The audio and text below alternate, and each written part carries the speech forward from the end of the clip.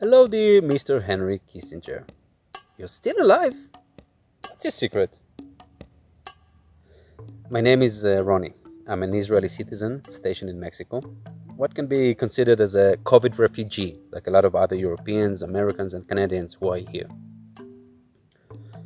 What happened on October the 7th in my homeland is the worst possible scenario since the outbreak of the Yom Kippur War exactly 50 years ago.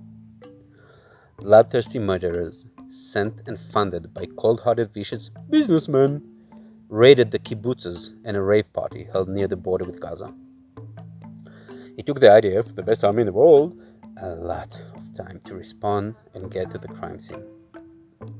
Too many questions about how it could have happened are raised, just like 50 years ago. Not so long before the attack, our Prime Minister met with you, just like 50 years ago when you met with Moshe Dayan right before the Yom Kippur War broke. What an interesting coincidence. Meanwhile, the Viking-style raiders killed, raped, kidnapped, and burnt men, women, children, and even animals that were in their way. More than 1,000 people have been slaughtered, most of them in the rave, where the devil agents fired Rambo-style into the crowd. And no, it wasn't Delta variants, it was live bullets.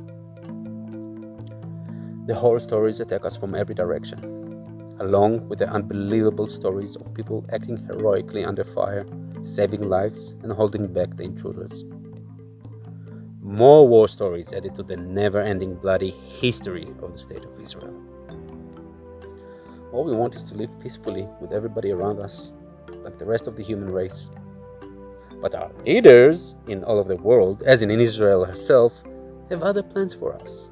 10 years ago, you promised that in 10 years, the State of Israel will cease to exist. Is this your way of making sure your promise is fulfilled? Unfortunately, I believe that the Israeli government is not working in the interest of her people, but of a global agenda she is obliged to. In my own opinion, very high clerks in the Israeli service cooperated in this shameful attack. After 3 years of donating the people of Israel to the greatest medical and social experiment in history, now you sacrificed young freedom-seeking, life-loving kids to your power games.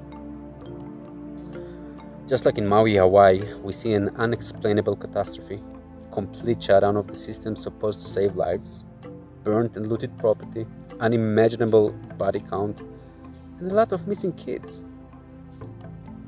I point my finger to all heads of countries, the UN, the WHO, the WEF, the Bilderberg Group, and you, sir, as the real guilty parties turning our beautiful world into a chaotic nightmare.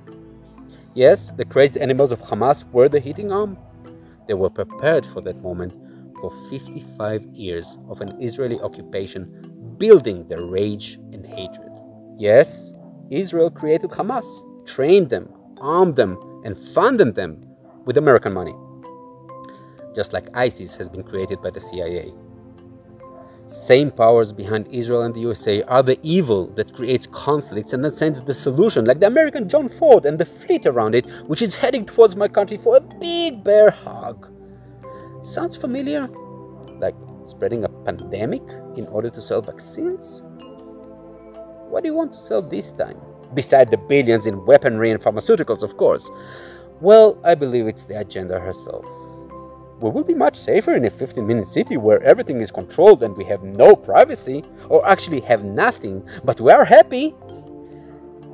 We don't trust our leaders anymore? Great solution! One world government. We will have to trust them. Otherwise, we won't get our cut in the controlled, centralized digital currency. The Third World War is upon us.